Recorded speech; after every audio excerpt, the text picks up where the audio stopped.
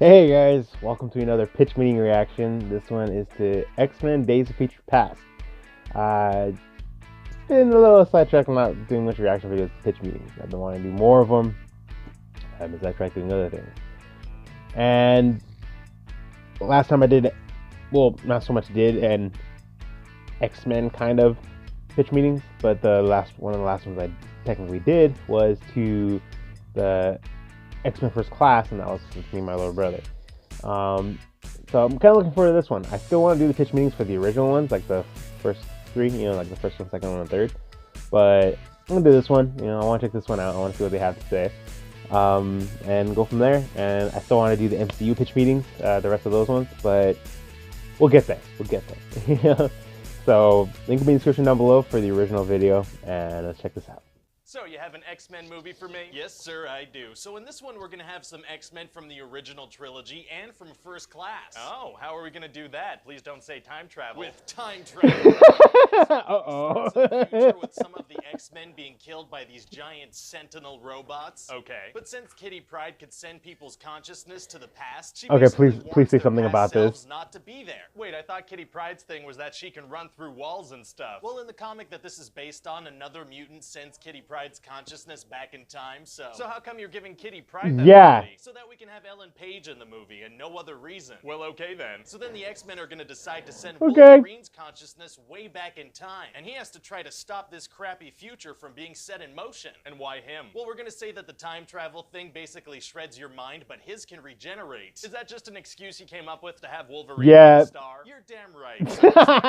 I respect that. He still has his bone claws, and he needs to stop Mystique from killing this guy Trask who invented the Sentinels. Trask? Yeah, remember that guy from X-Men The Last Stand? He was played by Bill Duke, that actor from Predator. Oh, yeah. Hey, maybe we could get that Tyrion Lannister guy to play him. He's really popular right now. You want to recast Bill Duke's character with Peter Dinklage? Yeah. I mean, okay, those are just two extremely different humans. Oh, well, I'm sorry, I don't see color, or height, or age. Oh, sir, it sounds like you should visit an eye doctor. You might Oh my god. Solid advice. Thanks so much, large gray shape. You're welcome. And so how far back in time did they send Wolverine? Well, Mystique kills Trask in 1973, so they send Wolverine to right before that happens. Wouldn't it make more sense to send him a little further back than that? Yeah, but that wouldn't be as exciting. So you're manufacturing a ticking clock narrative where there doesn't need to be one? That's right. Please pay me for this. Oh, I will. Anyway, so to find Mystique, Wolverine has to find Professor X and Magneto, but in 1973, they're having all kinds of problems. Oh, they are? Yep. Beast made the serum that lets Professor X walk again, but he loses his powers. So Professor X is just a dude now? Exactly, because if he had his powers, he'd be able to solve the movie's problems in like 2 seconds. So what's he gonna do? He's gonna tag along on most adventures even though he can't help in any way. Well, okay then. So then they need to get Magneto, but in 1973, he's in a big non-metallic prison under the Pentagon. Wow, 1973 was really not the ideal time to send Wolverine to. No, it wasn't. So anyway, Magneto's in jail for killing JFK. Wait, what? Yeah, but find out that he was trying to save JFK because JFK was also a mutant. What? I want to know more about that. Oh, too bad. Wolverine's like, I know a guy. And they go get Quicksilver. How does Wolverine know Quicksilver? Unclear. Yeah, unclear. So breaking out of the Pentagon, some guards shoot at them. Oh no. But Quicksilver's so fast, he's able to run around the room and knock out all the guards as the bullets are being fired. Wait, what? Yeah, it's gonna be this incredible scene where he's just listening to music and are they gonna compare something to Avengers? I mean, that's like a godlike power. He could literally go grab Mystique and the movie would be over. Yeah, definitely. This guy is good. Well, it's gonna be hard to keep the movie going if Quicksilver can just, end it. Actually, it's gonna be super easy. Barely an inconvenience. Oh, really? Yeah, we're just gonna have Quicksilver, stop helping. What do you mean? Yep. But how can we possibly explain him not helping? Maybe the rest of the mission's too dangerous for him. He's just a kid. They literally had him break into the Pentagon. Yes. The movie to be over. You're gonna have to climb off of my back. Okay, I'll climb. So anyway, we're also gonna have Mystique keep trying to murder Trask by taking on the appearance of people around him. Right, that makes sense. But he has this little device that detects when mutants are around, so he keeps catching her. Wait, we're saying that since the 70s, the government's had the ability to detect mutants? That's right. I feel like that's gonna mess up a bunch of the storylines we created. That's the entire point of this movie. We're just gonna introduce the concept of timeline so everything makes sense and nothing makes sense and nothing matters and I don't even care. Oh, finding excuses for our sloppy work is tight. So anyway,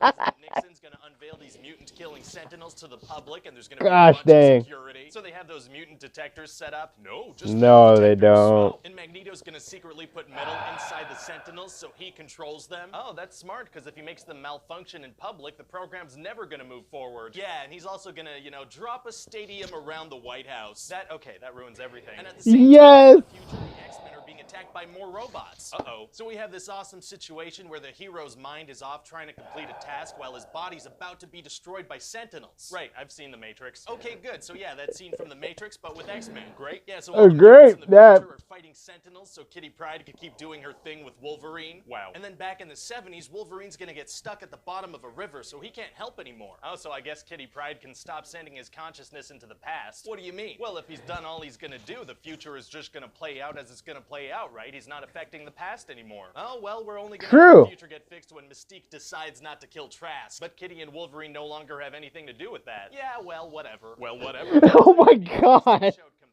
Everything works out. What about that whole thing where Magneto lifted a stadium and dropped it around the White House? Well, humans don't care about that because Mystique showed compassion. Okay, but there's still all the... She showed compassion. All right, I guess that solves everything then. So then Wolverine's gonna wake up in this future where everything's perfect and Jean never died and nobody ever died and everything's amazing. Wait, so Wolverine's consciousness was just hijacked by a different version of himself from another timeline? That's right. A version of himself that has no memory of the past 50 years as they happened? Yeah, it's gonna be a pretty nice moment. That's actually a horrifying moment.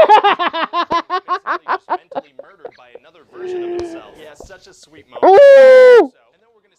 Past, Wolverine was picked up out of the river by William Stryker. Oh, that's a clever nod. It's like that's how his claws are gonna end up covered in adamantium. Yeah, and then Stryker's eyes are gonna flash yellow, so we're gonna be like, oh, that's Mystique. What? Pretty cool twist, right? But Wolverine has to end up with Stryker eventually, right? Because he still has the bone claws. Right, but this is Mystique. But why do that? I don't know. Fair enough, and so, what do you think? Well, it sounds like a hot mess, but I think if we get the right director on board, it's gonna work out. Did you have somebody in mind? Yeah, I was thinking we could bring Bryan Singer back into the franchise. Oh, he's definitely somebody you want to be associated with.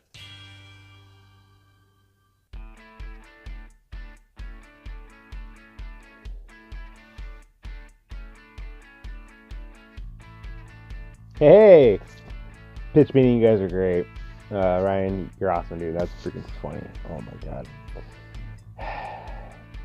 It is true if you think about it. Magneto could have just made the Sentinels malfunction in front of everybody on television, that like showing that the program isn't fully functional or like isn't really fully operational, you know, or isn't fully operational because the tech sucks, you know. And yes, they dropped the program and everything after Mystique showed compassion. Even though Magneto dropped a stadium around the White House. Okay, yes, a lot of that was cool and all, but yeah, a lot of it doesn't make sense. And then, yeah, why Mystique impersonating Trask, you know, like, and then the recasting for, yeah, I don't know, a lot of people.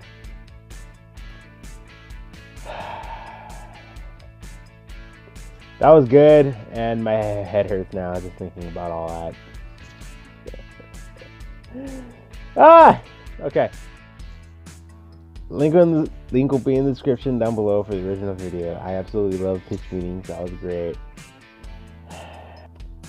Hope you guys enjoyed my reaction. Let